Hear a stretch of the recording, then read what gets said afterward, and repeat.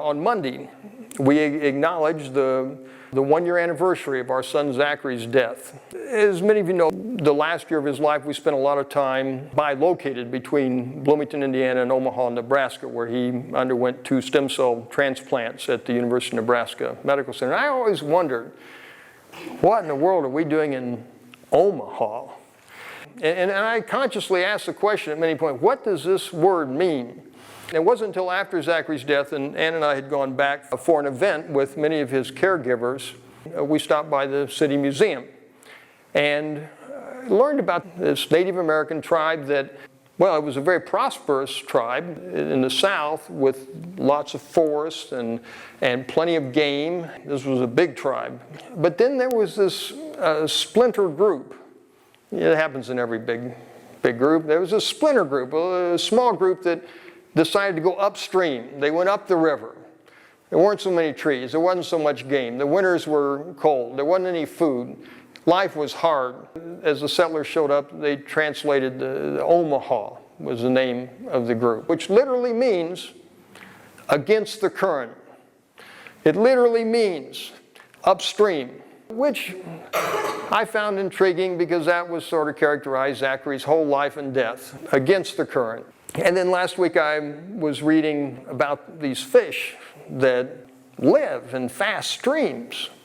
And you'd think, you know, this is a struggle, living here in this fast stream, hard. Well, actually, as I studied them, as I learned about trout and other fish, they just poise themselves there perfectly, right, facing the current. And they just let the current sort of break around them. They keep themselves centered in such a way that they're able to just sit there and actually rest. Actually rest there facing the current. They sit there in the current. You know what? Here comes dinner and breakfast and lunch, and here comes my education, and here comes my work, and here comes my destiny, the future, my lovers.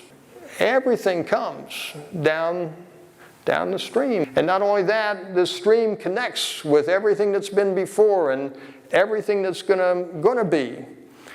And there's this stream, and the fish, it believes it's one with this stream. And you know what? That little fish never gives a thought to, you know, I'd like to get out of this stream. It never has that thought. Just sit there against the current, just feeling, being one with that stream. My wife likes to comment often. It's a real mistake that we got blessed with free will. Because you and I have this temptation all the time that we want to become something, right? Want to grow up and be a fireman, be a police person, be a movie star, country western singer. Want to become something. You know, we want to become wealthy. We want to be well known. We want to be famous. We want to finally get our chance on American Idol. We want to become something. But the truth is that you and I always have the opportunity to use these little wills that we have to surrender to a greater will. You and I always have the opportunity to surrender to the way life is. We have the opportunity to be transformed by the real lives that are being delivered to us in every moment of every hour of every day. We have the opportunity to connect with our essential selves. You may ask, who am I? I mean, if I'm not these, who am I? What am I? My essential reality, my fundamental reality, is finally not any of these things I want to become. No.